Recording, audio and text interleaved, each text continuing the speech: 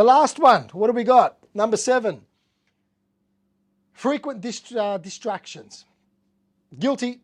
So this one's a biggie for me because bright, shiny objects were like my very own Las Vegas. They meant excitement, drama, adventure, fun, chaos, all of these things which drive me. But remember, there's a polarity to everything. So often they would give me a hangover of overwhelm, fatigue, and uncertainty. So what's the opposite to this? And this one was a difficult one for me to learn. It is to maintain focus and to be present in the current task at hand. And the transition, what I learned was removing notifications from all of my devices was the biggest help for me. It was difficult, but it was great. I even took emails off my phone years ago and follow a really tight time frame for when I do look at them. 1 minute of checking your phone turns into an hour of scrolling.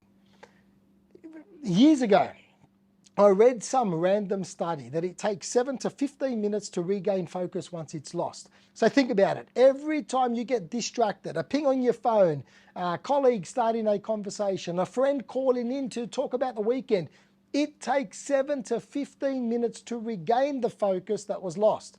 So if that was true, and I like to believe it because it motivates me, how focused are people really? Because for most of my life, I argued that multitasking was this great skill of mine. But when I understood that working on one thing at a time, what it did, it removed all the anxiety, and I understood differently. Because sometimes we believe it's just not feasible. Like when I had my construction company and a massive team, the phone didn't stop from 5 a.m. through till 6, 7 p.m. And in that time, I also had countless things which needed immediate and urgent attention. But when I got over my superhero syndrome and my bullshit which I attached to it, I realized that I had a team which I could leverage to do almost everything I was doing. And these days, it's even easier. These days, we've got VAs out there that can do the things very cheap. There's AI tools and so many other tech products which can be leveraged so you can give your time to where it's needed, one thing at a time. They may have to complete one thing at a time, but you're working on one thing at a time. So by practicing this, I went from bright, shiny objects being a distraction to bright, shiny objects being there to attract me, not blind me or even blindside me. Put simple systems in place. You've got the Pomodoro technique. There's heaps of things. Ones you know which you can follow and then reward yourself for following them. That's very important. Because over time, what you do is you stretch out the systems and you increase your rewards. Because at the very least, do this and it's going to make you happy. So there you have it.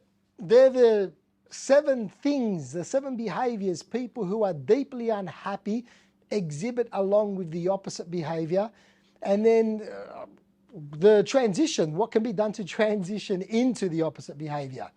So I'm someone who works in the field of ontology, and I've used some of the frameworks and explanations within this video. What is an ontological explanation? Well, in this particular context, it's transitioning from a state of unhappiness to fulfillment and involves this holistic change in one's approach to life. Now, this includes things like developing self-awareness, expressing one's concerns, understanding and addressing personal needs, and altering habitual responses to challenges. It often requires a shift in one's frame of mind from external to internal sources of happiness, focusing on self-growth and building healthy relationships.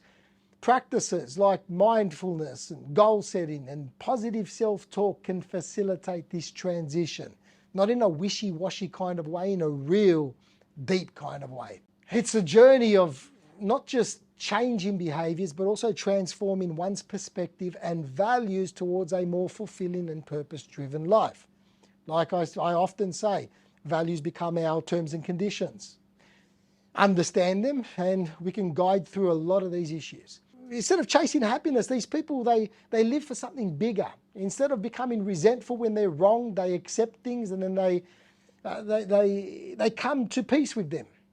And instead of being resigned when not achieving their possibilities, they find ways to get ambitious and learn what they need to learn to propel them forward. And instead of getting anxious and withdrawing from life's uncertainties, they develop a mood of wonder and start getting curious about themselves and about life and how they can interpret things differently.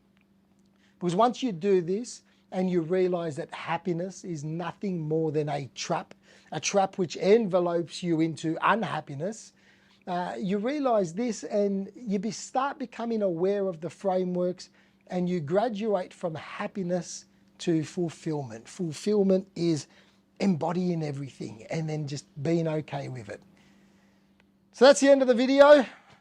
As usual, take what you will,